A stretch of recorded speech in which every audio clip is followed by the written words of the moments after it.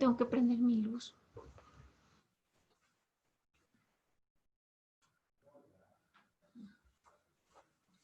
Estamos a 1 minuto.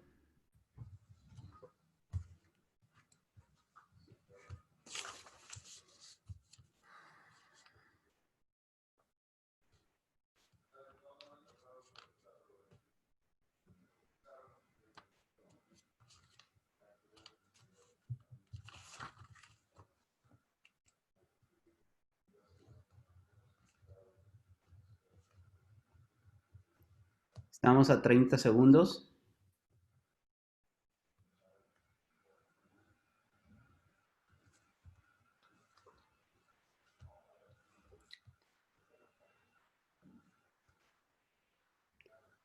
¿15? 10, 9, 8, 7, 6, 5, 4, 3, 2, 1. Éxito.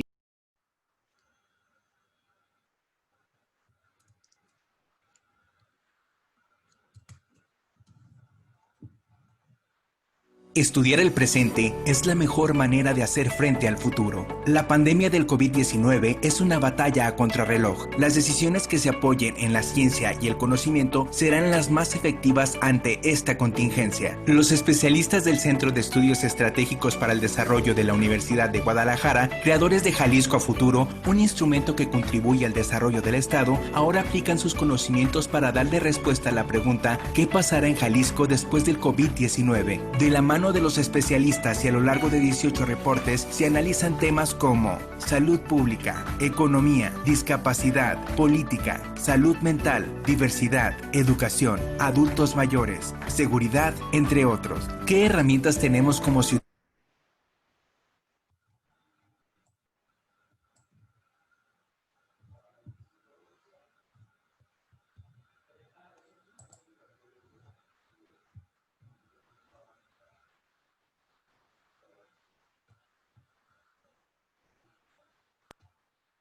Y de esta manera, juntos encontrar el mejor escenario para nuestro estado. El futuro podrá ser incierto, pero si nos preparamos, tendremos la capacidad de salir adelante. Conoce más sobre las conclusiones de este estudio en el sitio jaliscoafuturo.mx. Universidad de Guadalajara. Bienvenidos nuevamente, ya es viernes de webinar, estos webinars que organiza la Universidad de Guadalajara para podernos explicar el presente y dibujar algunos caminos para el futuro. Soy Babel Arroyo, los saludo desde mi casa en la Ciudad de México, les doy la bienvenida, voy a ser su anfitriona durante la próxima hora y hoy, como cada viernes, vamos a hablar con expertos que nos pueden explicar el escenario que estamos viviendo, por qué llegamos aquí, qué podemos hacer mientras estamos aquí y qué podemos hacer más adelante para evitar escenarios parecidos al de la epidemia que estamos viviendo ahorita y a las crisis adyacentes a esta epidemia, la crisis económica, la crisis de salud en otros aspectos que no necesariamente tienen que ver con el COVID-19. Estos webinars son posibles gracias a un equipo de fregones que están en distintas áreas de la Universidad de Guadalajara. A todos ellos les agradezco en la Vicerrectoría Ejecutiva, en el Centro de Estudios Estratégicos, en la Coordinación General Académica y en la Coordinación General Administrativa. Por supuesto, también al Canal 44, que nos hace el enorme favor de transmitir estos seminarios virtuales a través de la televisión abierta en Jalisco, también a Red Radio Universidad de Guadalajara y a la APP Hours Network, a través de la cual ustedes pueden ver este webinar en el interior del estado y también en algunos lugares de Estados Unidos. Por supuesto, también pueden ver a través de las redes sociales de la Universidad de Guadalajara, del Canal 44 y de Radio Universidad, y es a través de esas redes sociales cómo podemos tener comunicación. En un segundo momento en este webinar, ustedes también tienen voz. Si tienen quejas, comentarios, sugerencias, preguntas, disenso, lo que sea, a través de las redes sociales nosotros podemos darle participación y espacio a sus inquietudes. Sin más preámbulo, el día de hoy le doy la bienvenida a nuestro primer panelista. Ni siquiera les he dicho de qué vamos a hablar el día de hoy, ¿verdad? No les he dicho.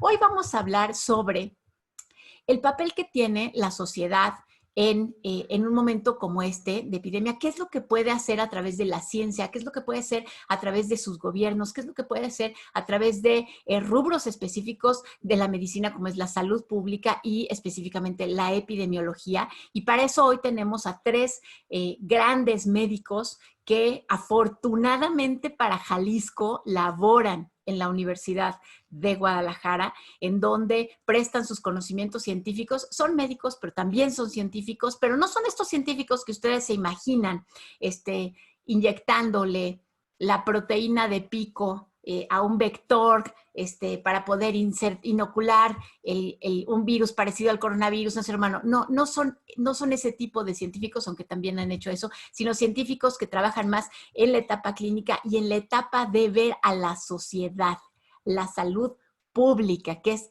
toda otra cosa de la que hoy vamos a hablar. Y empiezo con el doctor Alfredo Solís. El doctor Alfredo Solís es un experto en epidemiología, él es médico cirujano, doctor en epidemiología, tiene una centena de artículos al respecto, le sabe a las enfermedades infecciosas, a la neurociencia, a la demografía, y el doctor Alfredo, a quien solo ahorita le voy a decir doctor, y a partir de ahora va a ser Alfredo para ustedes, para mí, para todos nosotros, porque estamos en casa en estos webinars, nos va a hacer un diagnóstico de lo que estamos viviendo, cómo fue que llegamos aquí, nos lo va a explicar y cuál es el impacto que está teniendo la epidemia en otras áreas que rebasan al sector específico del coronavirus. ¿Cómo está, doctora? Le pido, por favor, que abra su micrófono y ya pase otra vez al doctor, ¿no? Alfredo, hola, ¿cómo estás? Hola, buen día, ¿cómo están todos ustedes? Una primera aclaración, mi apellido siempre ha quedado confusión, es Celis, con C, Celis. Si no, mi padre, que en paz descanse, se molestaría nada más. Bien, bien, bien. Bueno, yo quisiera comentar algunos aspectos dentro de la salud pública, bueno, destacar algunos que están ocurriendo ahorita y otros que van a ocurrir en el futuro, a plazos medios o largos. En primer lugar, destacar que cuando yo hice la maestría ya por 83, 84, escuchábamos de las pandemias, se nos hacía como una aventura épica. De hecho, en el siglo XX se terminó con la epidemia, con la pandemia de la viruela, totalmente erradicada. La tuberculosis estaba a punto de ser vencida y a nosotros en la escuela nos parecía que no íbamos a volver a vivir otra pandemia tan grandes como las que asolaron la humanidad. Y de pronto de aquí para acá, pues hemos tenido VIH-Sida, hemos tenido SARS, MERS, ébola, que bueno, amenazaron la de influenza de 2009, y ahora surge esta que realmente nos tiene muy preocupados porque nos agarra, en primer lugar, sin estar tan preparados, y realmente el impacto que va a tener, a fin de cuentas, en el mundo va a ser muy superior al que tuvo la influenza. Así que quisiera dividir rápidamente en estos 5 minutos que tengo de introducción tres impactos: el impacto inmediato, el impacto a mediano plazo y el impacto a largo plazo, y ojalá me ajuste el tiempo para tocar, aunque sea brevemente, cada uno de estos temas. Desde el punto de vista del impacto inmediato, bueno, lo más sonado es lo que está ocurriendo y que se publica todos los días en la prensa, ¿no? O sea, la cantidad de ciudadanos, de compañeros de la población que está infectada, realmente desde mi impresión está subregistrada desde el punto de vista de la mortalidad y la morbilidad, pero asumiendo lo que se conoce en el mundo, se estima que de cada 100 enfermos o cada 100 infectados, 80 van a cursar con algo leve, algunos ni siquiera se van a dar cuenta, 18 o algo así cursarán con algún cuadro de alguna gravedad que los tendrá algunos inclusive a hospitalizar, y aproximadamente 2 morirán. En algunos países la tasa de letalidad se muestra más grande porque realmente no se están registrando todos los casos, por uno o por otro motivo, particularmente porque muchos, repito, no muestran manifestaciones. En México, hoy, si no fue ayer, es hoy seguramente, estamos llegando a las 60,000 defunciones oficialmente reconocidas por la Secretaría de Salud. Pero esta cifra ha sido criticada porque cuando menos en el Distrito Federal se ha registrado una sobremortalidad que cuando menos es del doble. Así que seguramente no todas las defunciones son de COVID, pero cuando menos hay una cantidad importante de defunciones por COVID que no se están registrando. El resto de las defunciones les voy a comentar un poquito más adelante. Y de aquellos que sobreviven con alguna gravedad al COVID, que serían 18, 20 de cada 100, sobreviven sí, pero van a sobrevivir con daños a su salud, insuficiencia renal, afectaciones cardiovasculares, pulmonares, que van a demandar en el futuro próximo atención y que van a sobrecargar un sistema de salud que ya estaba lleno y que no ha sido capaz de crecer. Particularmente cuando quizás el grupo más afectado es el de los médicos, las enfermeras, que va a ser muy difícil reponer un médico especialista en neumología, por ejemplo, se lleva no menos de 8 años después de haber concluido la preparatoria y ese va a ser otro problema. Así que si el número de defunciones que estamos viendo es algún indicador, bueno, en este momento llevamos 60 o 100,000 defunciones quizás. Cuando termine la pandemia el año que entra, estaremos llegando en México, simplemente en México, a 150 o 300,000 defunciones, que no es una cifra mínima. Para ponerlo en perspectiva, en la pandemia de influenza en todo el mundo, en 2009, 2010, hubo 200,000 defunciones. Solo en México estaríamos por arriba de esa cantidad. Ahora, ¿qué está ocurriendo con otras enfermedades? Bueno, lo que está ocurriendo es que, dado que los hospitales están reconvirtiendo a ser hospitales COVID, todas las cirugías programadas, todas las atenciones que pueden esperarse tantito, los pacientes tienen miedo de llegar a los hospitales, pero esos van a llegar después, y van a llegar después a un sistema de salud que ya está rebasado, y ese va a ser un problema de salud pública que vamos a enfrentar el año que entra o en los siguientes años. Realmente eso va a crear una presión mucho más importante en un sistema de salud que yo lo estoy viendo parado en un pie sobre un balón, porque lo que teníamos podría ser deficiente, el sistema de salud que teníamos podría ser fragmentado, todo lo que ustedes quieran, pero se destruyó sin que el nuevo sistema de salud esté funcionando y nos pega la pandemia en esas condiciones de debilidad. Desde el punto de vista del impacto a largo plazo, solo quisiera señalar, porque realmente me queda poco tiempo, que realmente el impacto lo vamos a vivir durante muchos años más, quizás 5 o 10 años, seguiremos sufriendo el impacto de esta pandemia y las razones son las siguientes. En primer lugar, porque la pandemia ha tenido un impacto impresionante en la economía. Tenemos una disminución, si las estimaciones no se equivocan, una caída del 10% del Producto Interno Bruto, una pérdida de empleos que está en millones, y eso se traduce en que en una parte de la población pierde el trabajo en primer lugar. Segundo, al perder el trabajo, pierde su afiliación a la seguridad social, al seguro social, y eso va a cargar los sistemas gratuitos de atención a la asistencia social que brinda la Secretaría de Salud, etcétera. Va a haber una mayor cantidad de pobres, va a haber una gran deserción escolar que se va a traducir en una pérdida de oportunidades de educación. Algunos quizá ni siquiera regresen a estudiar porque van a tener que trabajar en la informalidad seguramente para obtener los recursos que necesitan para vivir. Y todo eso va a tener un impacto en algo que se llama los determinantes sociales de la salud. Y eso tiene un impacto a largo plazo y va a ser muy difícil revertirlo. Y probablemente en los siguientes 10 años estemos viviendo esa afectación a la salud pública. En salud pública, y algo que heredamos de la demografía, tiene que ver mucho la esperanza de vida. Y aún en las crisis anteriores, la esperanza de vida se incrementaba.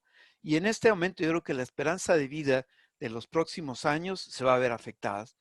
Este año, a pesar de que en los últimos años las enfermedades infecciosas ya estaban desapareciendo las primeras causas de muerte, este año seguramente COVID solito va a estar seguramente entre las 10 primeras causas de muerte, y no quiero ser pesimista, pero seguramente va a estar dentro de las primeras 5 causas de muerte, y el problema va a seguir estando presente aquí. Aquellos que están esperando la vacuna, ya me están terminando, aquellos que están esperando la vacuna para solucionar el problema, hay buenas y malas noticias. La vacuna va, pero seguramente no nos va a llegar antes, allá como para mayo o para junio, como dice la canción, no nos va a llegar a todos. Eso sería mi intervención y esperaría a que alguien hiciera algunas preguntas más adelante. Muchas gracias, Ibabel, por el extra que me regalaste. Gracias, Alfredo. Gracias a ti. Qué importante lo que estás diciendo. No es para nada un escenario optimista, pero es muy importante para saber hacia dónde vamos a caminar. Fíjense lo que acaba de decir Alfredo. Ahorita nosotros estamos viendo, tenemos el virus encima, y como lo tenemos aquí, entonces las autoridades están buscando más camas, más ventiladores. Y en realidad lo que nos está diciendo Alfredo es, ok, eso, muy bien, pero ¿y lo que sigue? O sea, y la presión que se va a ejercer sobre el sistema de salud y las otras enfermedades y la necesidad de más infraestructura médica, recursos humanos, profesionales, todo eso también lo tenemos que estar pensando, y todo eso también nos lo trajo el COVID. Gracias, Alfredo. Ahora le voy a dar la palabra a nuestra siguiente panelista. Ella es la doctora Patricia Vargas. La doctora Patricia Vargas está en el Centro Universitario de Los Altos. Qué padre que estés en Los Altos de la Universidad de Guadalajara. Patricia, eres una suertuda, y son unos suertudos ellos por tenerte allí. Patricia también es médico cirujano y ella tiene un doctorado. Fíjense, su doctorado es en estudios de población en el Colegio de México. Así que ella es experta en población, en desarrollo, en salud, en qué hacemos como sociedad para estar más sanos, para ver hacia adelante, para enfrentar crisis. ¿Cómo podemos gestionar esta crisis, Patricia? Adelante, abre tu micrófono, por favor. No has abierto tu micrófono, Patricia. Ya estás, ahora sí.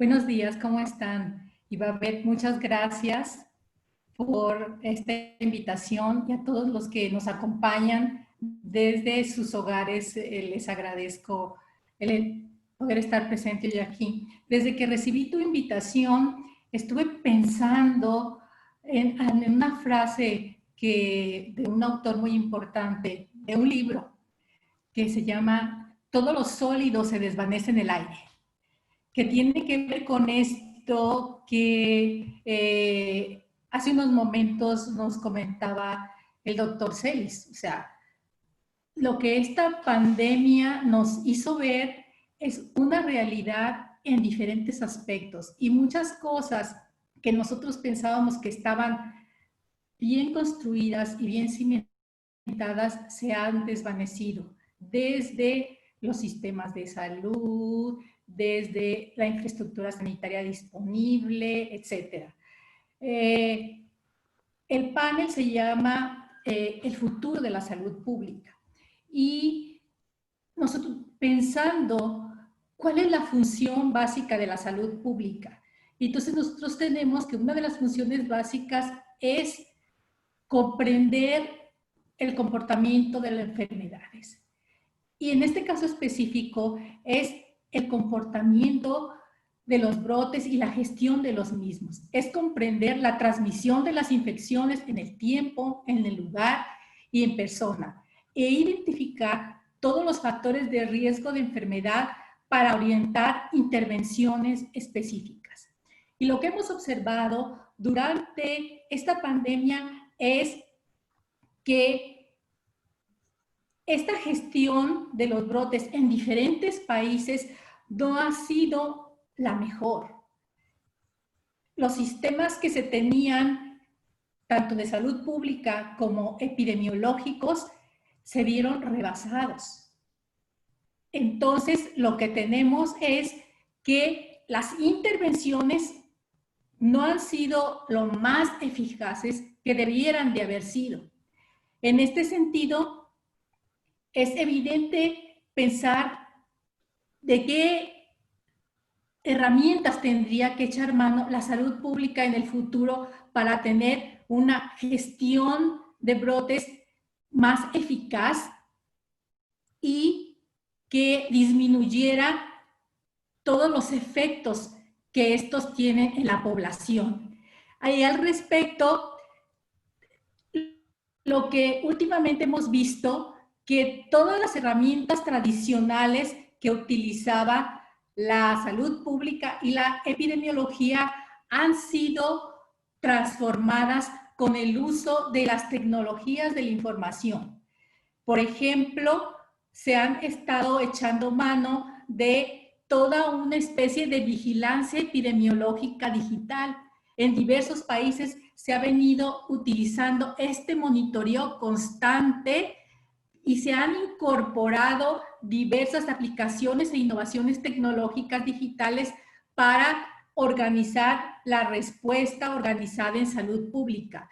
Por ejemplo, podemos dar un ejemplo muy claro, que es el uso de los teléfonos celulares.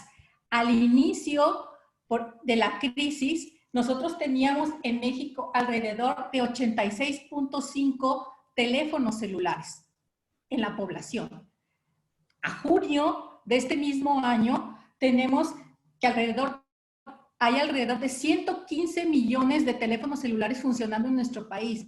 115 millones se equipara más o menos al monto que tenemos de población, que son alrededor de 130 millones de habitantes en el país.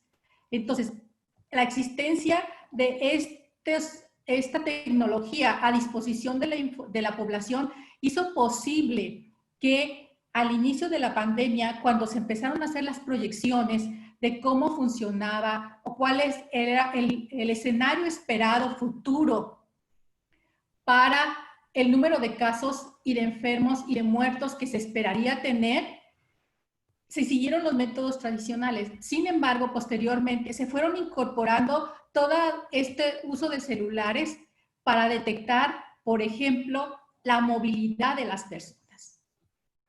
En base a la movilidad, que fue lo que estuvimos viendo, que qué porcentaje de población se estaba moviendo para ver cómo se estaba expandiendo la pandemia. La movilidad fue un indicador muy importante para determinar las acciones de políticas para controlar la dispersión de la pandemia en la población. Entonces, tenemos también que se empezaron a utilizar lo que se denomina como Big Data, estas grandes bases de datos que se manejan ahora en todas las plataformas digitales para conocer, por ejemplo, las búsquedas que está haciendo la población en el Internet. Y si estas búsquedas tienen que ver con temas relacionados con el COVID, porque cuando una persona busca en Internet síntomas, etcétera, es que está teniendo algunas manifestaciones sindromáticas de este padecimiento que le está llevando a consultar cierto tipo de información, y esto te puede acercar a conocer cómo está presentándose la enfermedad en la población cuando se carece de pruebas masivas para todos los habitantes, para determinar el número de contagios. También se está haciendo esto para determinar el número de contagios en base a las llamadas telefónicas y en base a las consultas que hay en Internet de la población. Entonces, esto nos lleva a pensar que el futuro de la salud pública va a estar muchísimo más ligado a todos los manejos tecnológicos que se tendrán en el futuro. Y otra cosa que también nos lleva a pensar es que se tiene que tomar más en cuenta esta relación entre, otro punto, entre la relación entre el comportamiento de la pandemia y el medio ambiente. La salud pública ahora más que nunca tiene que tomar en consideración todas las cuestiones que tienen que ver con el cambio climático y el comportamiento del medio ambiente. En este sentido, desde el inicio de la pandemia, lo que nosotros vimos era cómo estaba relacionado el inicio del brote en China con la relación entre la población humana y las poblaciones animales. Esta relación ha sido muy importante para estudiar el inicio del brote. Entonces, esto nos tiene que llevar a que la salud pública tiene que tomar en consideración el nuevo concepto de One Health, o sea, una sola salud, que tiene que ver con las cuestiones relacionadas con la salud de las personas humanas y la salud de otros tipos de seres vivos como diferentes tipos de animales, ¿no? Y entonces, también ha habido esta pregunta que cómo el cambio climático está afectando la transmisión del virus o si el surgimiento de la transmisión del virus tuvo que ver con todos los cambios que están ocurriendo a nivel ambiental en nuestro país y en el mundo. Es otra pregunta que ha estado circulando constantemente y es una cuestión que debe de estar explorándose más de cerca, ¿no? Entonces eso es muy importante que tomemos. Primero, todas las cuestiones que tienen que ver con los cambios tecnológicos y segundo, todas las relaciones que tienen que ver con el medio ambiente y el cambio climático que estarán discutiéndose con mucha certeza en el futuro. Gracias, gracias Patricia.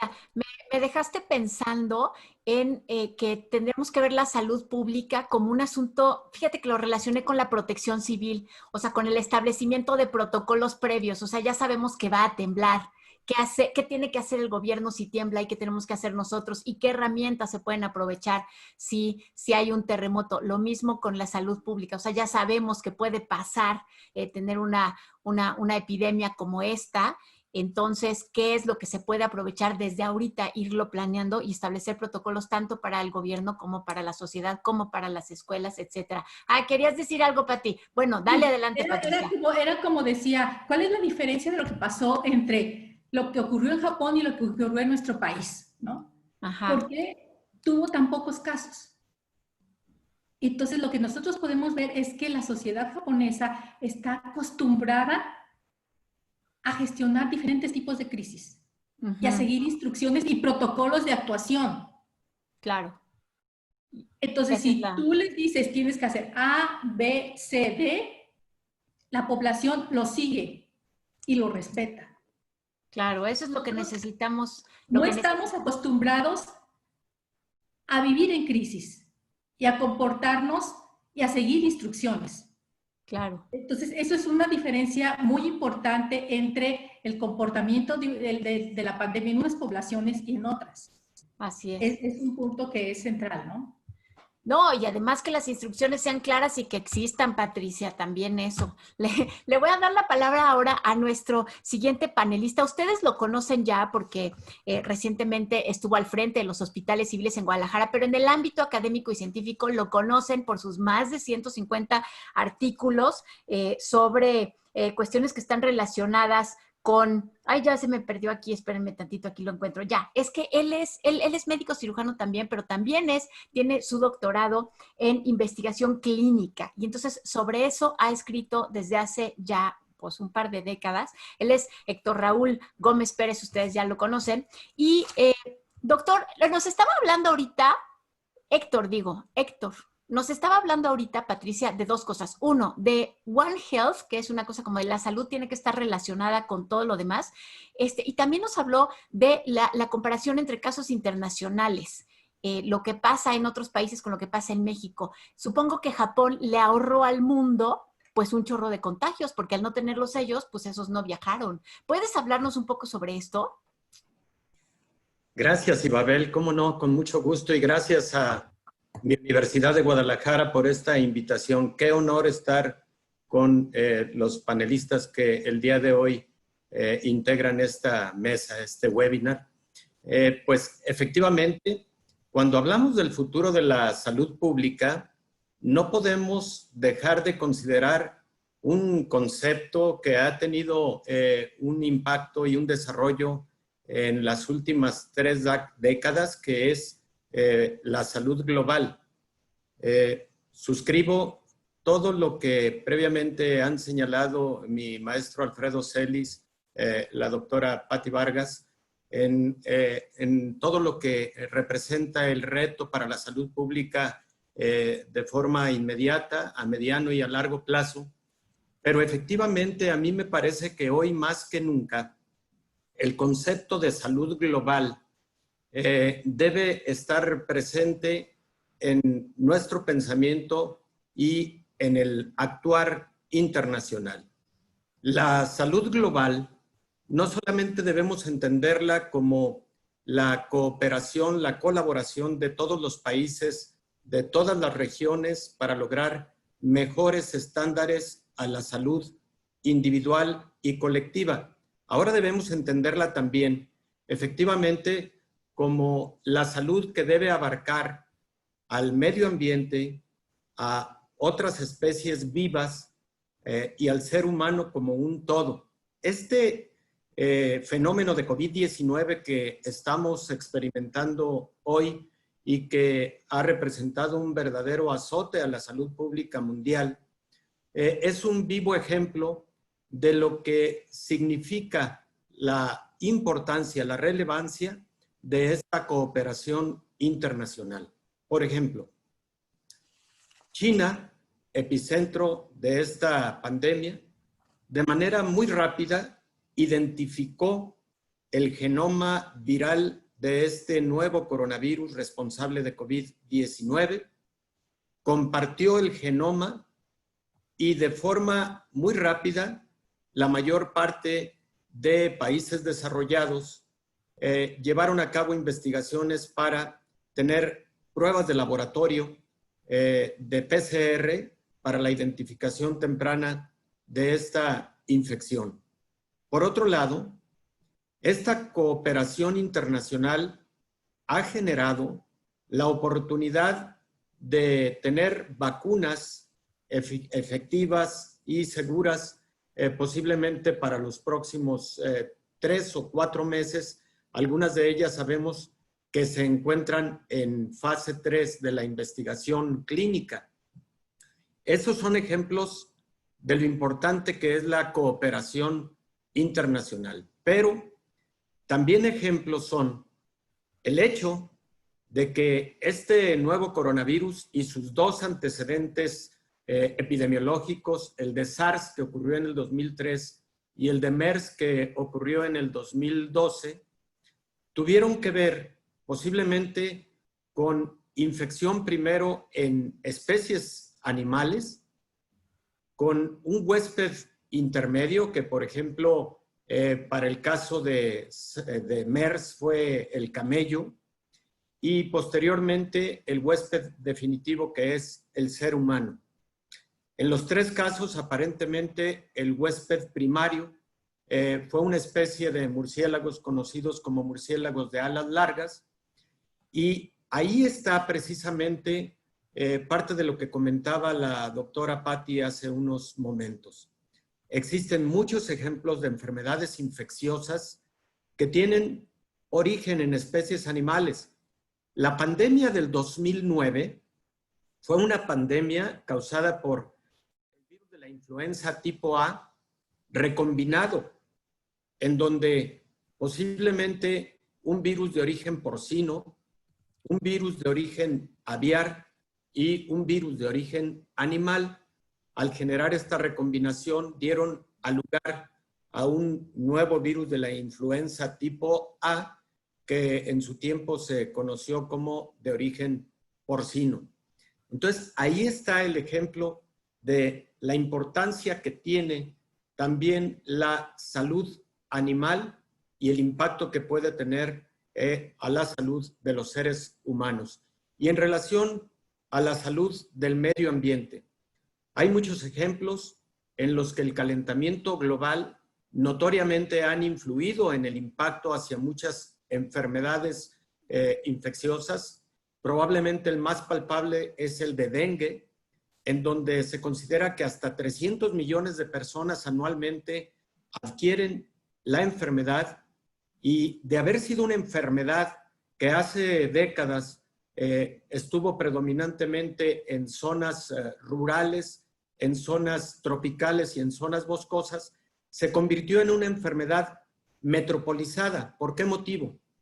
Posiblemente en las metrópolis, en donde hay más calentamiento, el vector transmisor de esta enfermedad encontró condiciones mejores para su reproducción y para la transmisión de la enfermedad. Entonces, creo que es fundamental que entendamos ahora que, si bien es importante analizar el futuro de la salud pública con todos sus conceptos y en particular recordar sus funciones esenciales, también es muy importante reconocer el concepto de salud global y de cooperación internacional por el impacto que ahora estas enfermedades pueden tener en virtud de lo antes comentado, pero también en virtud de otra característica que tiene nuestra sociedad actual.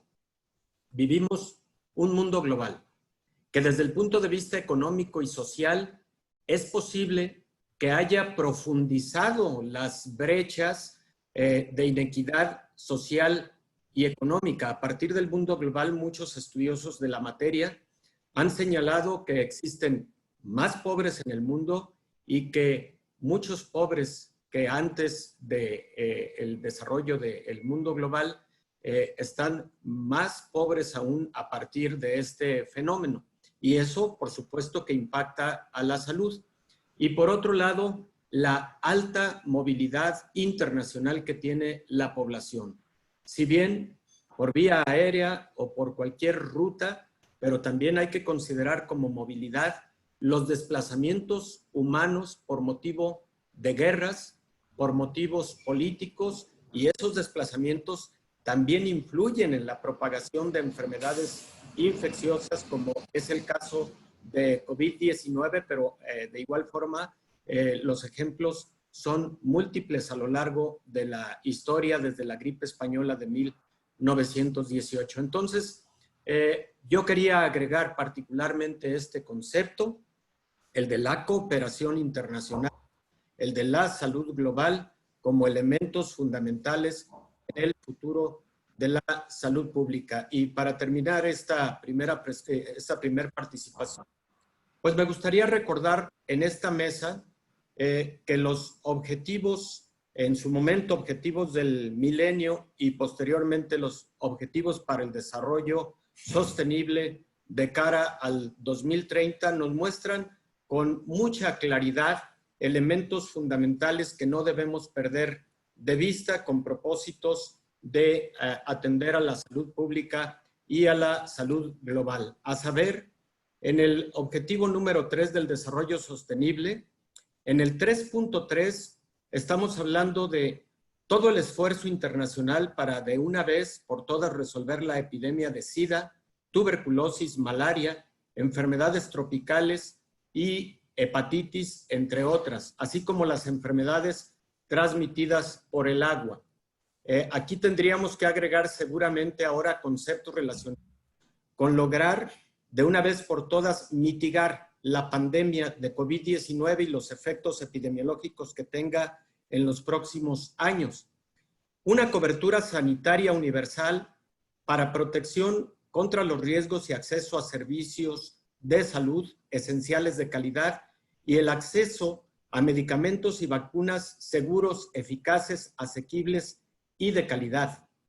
Estos objetivos también hacen énfasis en la investigación de medicamentos y vacunas, financiamiento a la salud. Por cierto, México destina solamente el 5.1% de su Producto Interno Bruto a atención a la salud en todos sus niveles, y es lamentablemente uno de los presupuestos más bajos al respecto dentro de los países integrantes de la Organización para la Cooperación y el Desarrollo económico. Y finalmente, me gustaría destacar mucho lo que los objetivos para el desarrollo sostenible establecen en términos de reforzar la capacidad de todos los países, ojo, porque este aplica mucho para COVID-19, reforzar la capacidad de todos los países, en particular los países en desarrollo, en cuanto a las alertas tempranas para la reducción de riesgos y gestión de estos riesgos epidemiológicos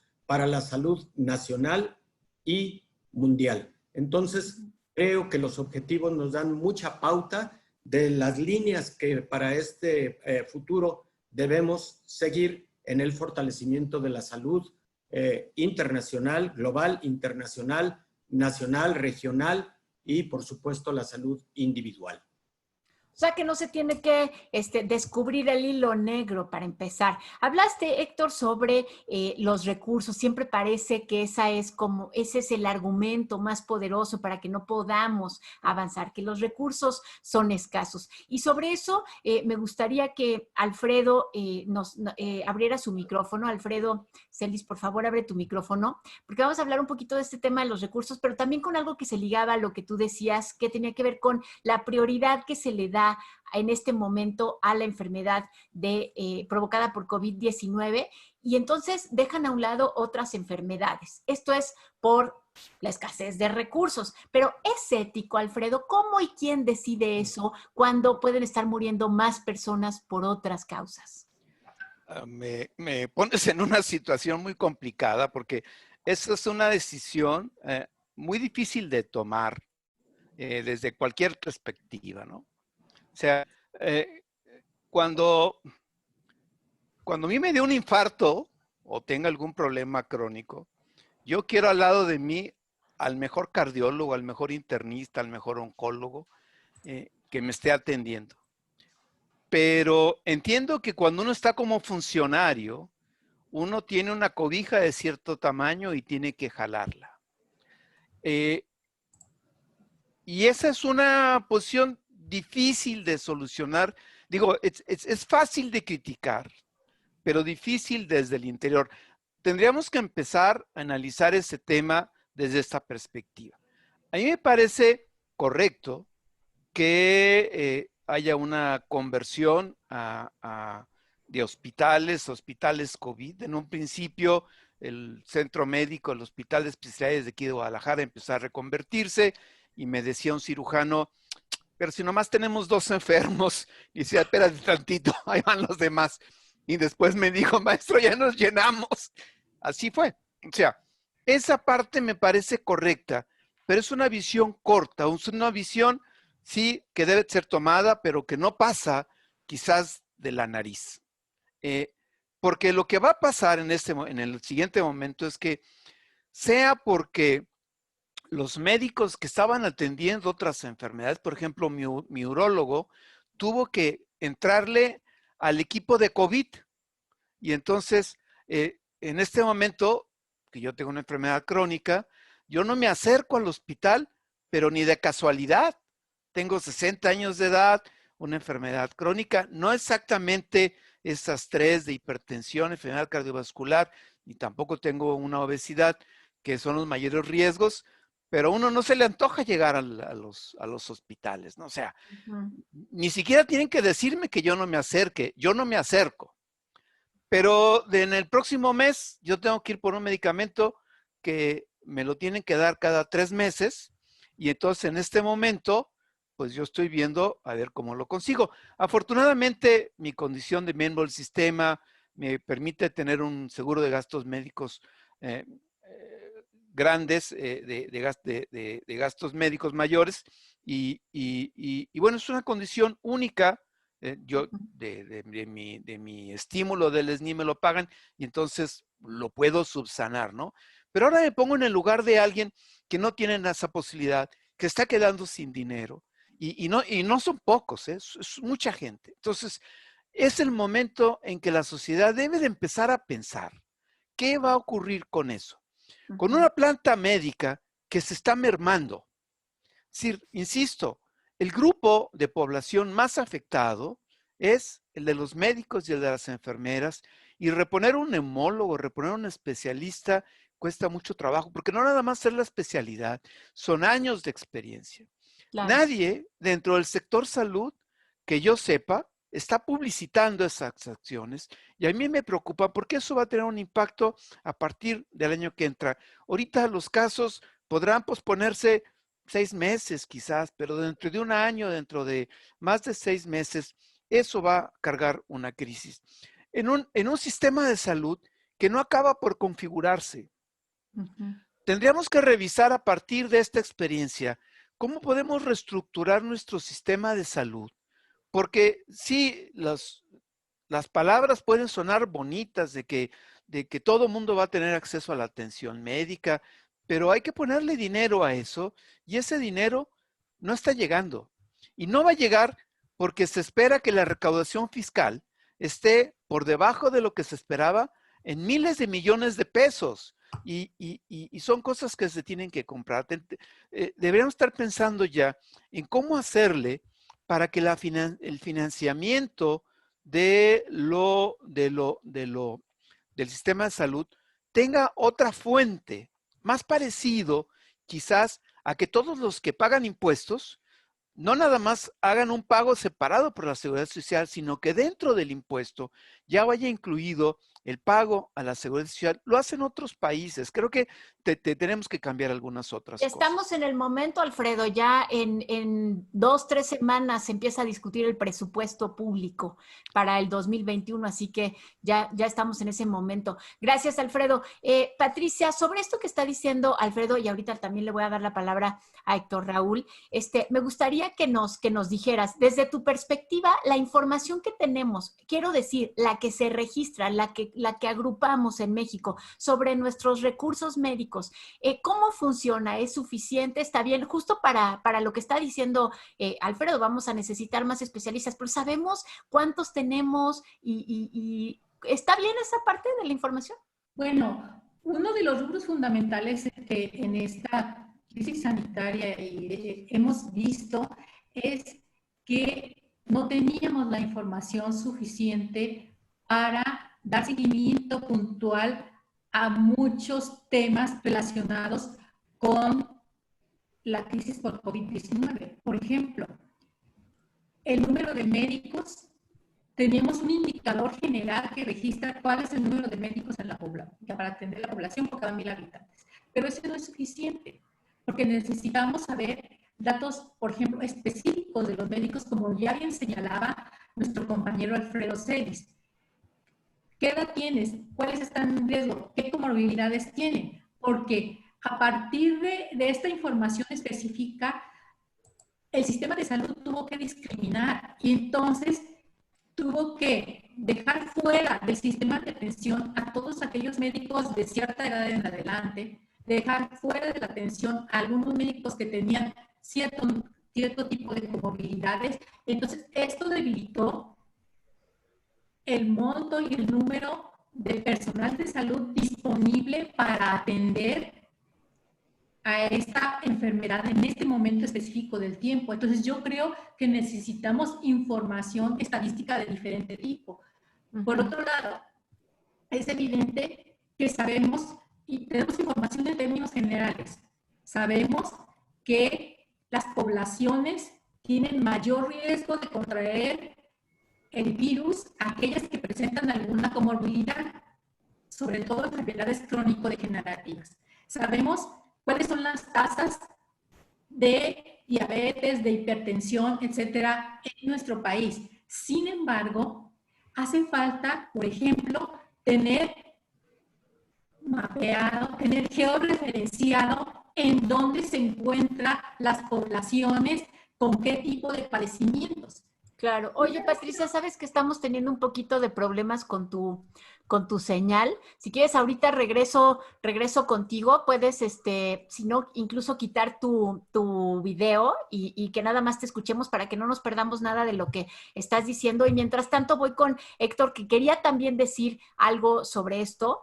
Héctor Raúl, adelante. Y de una vez te hago una pregunta que esta es totalmente para ti. Tiene que ver con si estamos preparados para que lleguen nuevos virus. ¿Habrá nuevos virus? O sea, ¿eso ya es un hecho? Si me permites, contesto la pregunta primero, querida Ibabel. Y efectivamente, señalo que todavía hasta hace un año y medio, la Organización Mundial de la Salud establecía que el mundo debía estar alerta ante la posibilidad de que estuviéramos próximos a una pandemia, pero por el virus de la influenza, de nueva cuenta. Habían ya transcurrido 10 años desde la pandemia de AH1N1 del 2009 y siempre a finales de década debemos estar atentos a esa posibilidad. No advertíamos la posibilidad de que fuera a ser un coronavirus, aún habiendo tenido el antecedente del SARS del 2002-2003 y el MERS del 2012-2013. Sin embargo, se presenta este nuevo coronavirus y como hemos advertido aquí, ha sido muy difícil enfrentarlo por diversas razones. El mundo realmente no estaba suficientemente preparado para algo de esta magnitud y ni siquiera los países considerados como desarrollados lo estaban. Y tan es así que tenemos como ejemplo a los Estados Unidos ocupando el primerísimo lugar en el número de casos y en el número de fallecimientos. De hecho, ya con más de 5 millones de casos por COVID-19. Y qué decir también de lo que ocurrió con países europeos, en particular España, Italia, Francia y Reino Unido, que en su momento también fueron epicentro de esta enfermedad. Ahora el epicentro posiblemente se encuentra en Latinoamérica y sabemos lo que está ocurriendo de tanto impacto epidemiológico, pero también económico y social. El mundo, precisamente por eso, debe estar preparado para amenazas globales de tipo epidemiológico y de ahí la importancia de tener una vigilancia epidemiológica local, nacional, regional y mundial, compartida, que además sea en tiempo real. Lo dijo y lo dijo muy bien la doctora Patti Vargas.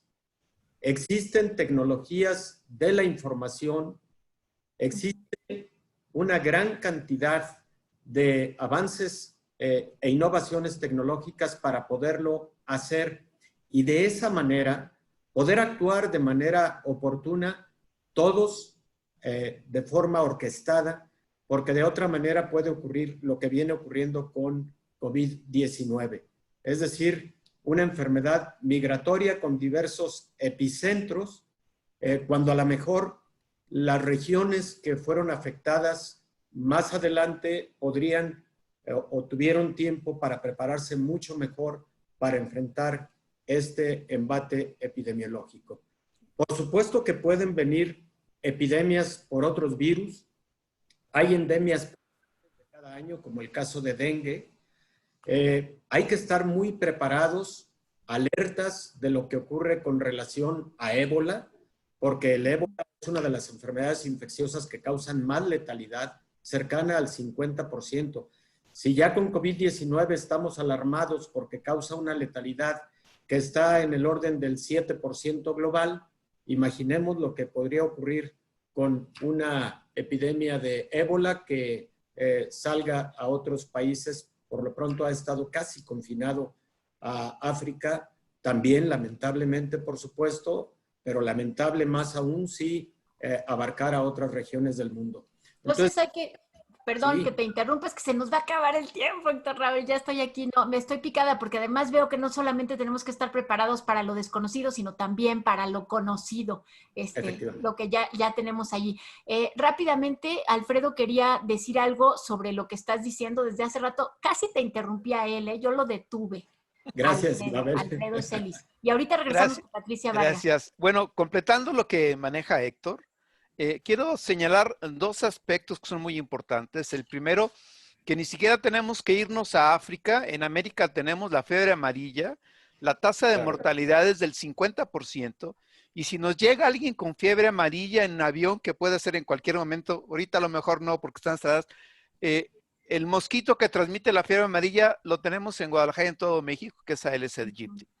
Y eso me lleva al segundo comentario, porque México tenía la capacidad de producir vacuna de muy alta calidad y eso se canceló. En este momento en el mundo están trabajando aproximadamente 170 vacunas. Seguramente alguna de esas va a funcionar, pero ninguna en México. El acuerdo que se hizo para vacuna con AstraZeneca es envasar el producto. Se va a producir en Argentina. Ni siquiera tenemos capacidad para que nos den la receta y la elaboremos. No tenemos equipos de virólogos, no están siendo apoyados de manera constante. Estamos con un balde apagando fuegos y eso no puede ser, tiene que corregirse. La investigación en ese aspecto, por supuesto que en la salud pública, yo hablo por la salud pública, pero esta es ciencia básica y es ciencia básica que tiene que ser apoyada con recursos y con muchos recursos. El financiamiento no puede esperar que se den resultados en 15 días o en un año. Deben ser instituciones que se mantengan, que se consoliden y que participen en todo el mundo, que se vinculen, y no puede ser a través de platícame de vez en cuando, ¿no? Es lo que quería decir. Fíjate, dices que con un balde estamos apagando un fuego de un sistema que está parado en una sola pierna sobre una pelota, pero que sí hay solución, que es poner otra vez el acento en la ciencia. Así es. En la investigación y en la educación de la ciencia. Regreso con Patricia ahora, que nos estaba platicando sobre la gestión de la información en México. Y antes de que termines, si pudieras brevemente también hablarnos, Patricia, de la relación que tiene el uso de Big Data con la inteligencia artificial. Mira, lo que yo te comentaba, por ejemplo, es que en una reunión que tuvimos el día de ayer con el Instituto de Geografía, Estadística e Informática, en donde nos presentaron todo lo que están trabajando actualmente para tener información oportuna y de momento, evidentemente que cambiaron toda su forma de producción de información. Y en relación a lo que estábamos comentando con el conocer los mapeos, decías, hablabas de los mapeos. Ajá, y conocer en dónde se están presentando qué tipo de padecimientos. Entonces, ellos nos contaban cómo están empatando toda la estadística que tienen de enfermedades crónico-degenerativas y la están georreferenciando para conocer en dónde tienes las poblaciones más vulnerables por comorbilidades. Entonces, sabes en dónde van a estar localizadas aquellas poblaciones que tienen una mayor probabilidad de contraer coronavirus o cualquier otra enfermedad. Y eso te da una ganancia para concentrar esfuerzos en ciertas zonas, ¿no? Eso es muy importante. Porque cuando tienes recursos escasos, ¿qué tienes que hacer? Tienes que ser eficiente en el uso de los recursos que tienes. Y para eficientarlos, tienes que echar mano de todas las herramientas disponibles. En este caso, la tecnología y la disponibilidad de datos son fundamentales para llegarnos a este tipo de respuestas que sean más eficientes y que te permitan contener y atender a las poblaciones más en riesgo. Por otro lado, también que tiene que ver con la pregunta, tenemos lo que es todo el Big Data, pero tenemos por otro lado también los datos biométricos, ¿no? Uh-huh. Tú has visto que actualmente, si tú vas y te tomas, sacas un pasaporte, te toman datos dactilares, te toman datos de identificación de tu iris, etc. Entonces, sería como muy pertinente unir los datos biométricos con tus datos médicos. O sea, si tú en el sector salud tienes los datos biométricos más tus datos de salud, entonces tendrás una información valiosísima para el momento de atender cuestiones como la que nosotros estamos viendo actualmente. Eso es muy importante, ¿no? Y entonces, pero tenemos ahí un elemento muy importante que tiene que ver con la confidencialidad, con el cuidado y el manejo de estos datos que son muy personales. Entonces, tiene que haber toda una discusión de cómo y quién maneja esta información, ¿no? Porque no es que todo el mundo tenga acceso a datos. Por ejemplo, el Big Data que lo puedes acceder en algunas de las principales plataformas estadísticas que tienen que ver con qué consultas hacen los usuarios, qué información buscan, encuestas generalizadas, los gustos de las personas, etcétera, están ahora controlados. Y los puedes acceder en términos generales, pero no con las particularidades y con las especificaciones para hacer un uso más intensivo de ellos y que te permitan hacer uso y determinación de problemas específicos. Entonces, claro, que no sea solamente ahorita para saber cuáles son las marcas que buscan, sino también que se pueda ver cosas sobre salud pública, sobre intereses educativos, sobre problemas laborales. Patricia, ya nos tenemos que ir, nos quedamos aquí picados y aunque te oíamos un poquito cortada, sí te entendimos todo y sí se escuchó lo que estabas diciendo. Muchas gracias, Patricia, muchas gracias a los tres. Abran sus micrófonos ya para despedirnos. Le agradezco a la Universidad de Guadalajara por haber sido la anfitriona de este seminario virtual, al Canal 44 y a Red Radio Universidad de Guadalajara, pero sobre todo le agradezco a ustedes que nos acompañaron durante esta hora. No se pierdan nuestro próximo webinar para ver los caminos que podemos andar hacia el futuro el próximo viernes a las 11 de la mañana. Y ojo, fíjense todo lo que dijeron hoy, la importancia de tener información verídica, de utilizar con inteligencia esa información y con cuidado también, dijo Patricia Vargas. No nada más se trata de ver quién es quién y tener información como el Big Brother, no. Ojo con lo que dijo Héctor Raúl Gómez Pérez, se trata de colaborar, no de poner muros para que no pasen los virus, porque aparte es inútil. Ojo con lo que dijo Alfredo Celis también sobre la importancia radical y fundamental para que volvamos a poner los ojos en la ciencia, en la investigación, pongamos recursos públicos y privados, ¿no, Alfredo? Claro que sí. Bueno, pues muchas gracias a los tres por compartirnos su conocimiento, su experiencia, y por habernos dado un panorama. Fíjense que no lo veo tan pesimista, lo veo, creo que marcaron el rumbo, entonces eso ya me parece menos pesimista. Muchas gracias. Gracias por la invitación. Isabel. Adiós. Gracias a todas, a Quédense todos. aquí con nosotros un ratito mientras que se corta la señal. Ahí está ya. Oigan, muchas gracias, estuvo muy bien. Gracias, creo que se complementaron muy bien. Yo por lo menos creo que este es uno de los webinars en los que más optimista me he sentido con todo y todo el escenario tan horrible que estuvieron dibujando. pues, la esperanza muere al último. Es que como que siempre parece, estamos en el hoyo, y como que ustedes decían, estamos en el hoyo porque esto se ha hecho y esto es lo que se tiene que hacer. Entonces eso ya a uno lo tranquiliza, ¿no?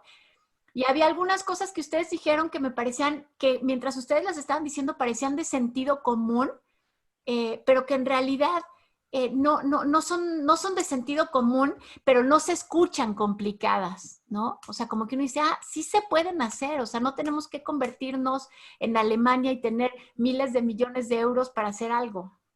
Claro. ¿No? A veces en la reunión de ayer que tuvimos con el INEGI, o sea, presentó tal cantidad de información que estábamos asombrados. Sí. O sea, presentó un trabajo tan intenso